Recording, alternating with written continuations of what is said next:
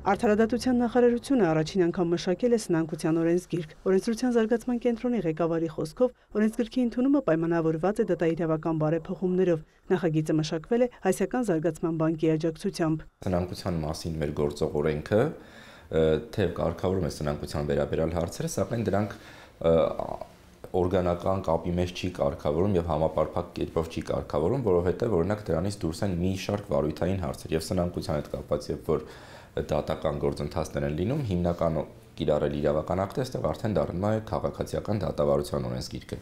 Իսկ նոր օրենսգիրքը իր մեջ միավորելու է, այսպես ասած, թե վարույթային հարաբերությունները, թե նաև նյութական հարաբերությունները։ Օրենսգիրքը մշակելիս հաշվի է առնվել միջազգային փորձը։ Դավիթ Ղարիբյանի խոսքով նոր օրենսգիրքը կներառի ոլորտը կարգավորող նոր դրույթներ։ Մենք կարգում ենք այնպիսի հարաբերություններ, ինչպիսիք են օրինակ դատարանի կողմից պարտադրված ֆինանսական առողջացում, այսպես ասած, cram-down-ը,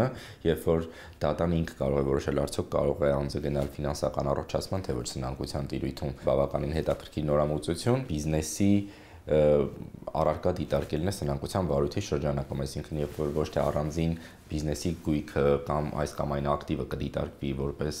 գույք սնանկության շրջանակում, այլ ամբողջությամբ բիզնեսը։ Սահմանվել են անդրսահմանային սնանկության հետ կապված կարգավորումներ, կախված սնանկության մասնակցի տեսակից առանձնացվել են ճկուն կարգավորումներ, փոքր ձեռնարկությունների համար նախատեսվել են պարզեցված ընթացակարգեր, ընդհուպ մինչև ձևաթղթով դատական գործընթացների իրականացում։ Հատուկ կազմակերպություններով օրենսգիրքում հիմա այս տերմինն է կիրառվում, որպես այդպիսին օրինակ կարող են դիտվել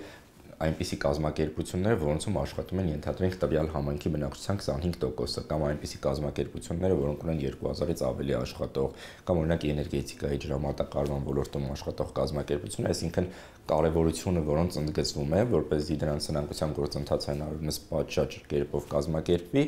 այս կազմակերպությունների համար նույնպես առանձնահատուկ կարգավորումներ են նախատեսվում, որպեսզի դրանք այդպես իրականացվեն, կամ օրինակ գյուղատնտեսական ձեռնարկությունների համար նույնպես առանձին կարևորությունը կրկին հաշվի առնելով կարգավորումներ են նախատեսվում։ Վերանայվել են սնանկության կառավարիչների լիազորությունները։ Կառավարիչ կարող է լինել ոչ միայն ֆիզիկական, նաև իրավաբանական անձինք։ Սնանկության օրենսգիրքը ըստ օրենսդրության զարգացման կենտրոն հիմնադրամի տնօրենի կունենա տնտեսական ազդեցություն եւ նշանակություն։ Միջազգային լավագույն փորձին համապատասխան օրենսդրությունը ընկալելի կանխատեսելի կլինի ներդրողների համար, որոնք այստեղ ներդրում անելիս կգնահատեն նաև հավանական սնանկության ռիսկերը։ Ներքին տնտեսության մասով եթե նաև դիտարկենք, օրենսգիրքը բավականին գործիքակազմ կնախատեսի, որովհետև օրինակ դրանով կբացառվեն այսպես կոչված չարաշահումները սնանկության գործընթացի ընթացքում, կեղծ սնանկություններ, կանխամտածված սնանկությունների նման չարաշահման մեխանիզմների դեմ պայքարի միջոցներ նույնպես կնախատեսվեն։ Թեպետ նախագծի հանրային քննարկման ժամկետը մինչև ապրիլի 30-ն էր, նախարարությունը այսօր շարունակում է ընդունել էլեկտրոնային փոստով ներկայացված առաջարկները, իսկ առաջիկայում ֆոկուս խմբերով կկազմակերպվեն հանրային քննարկումներ։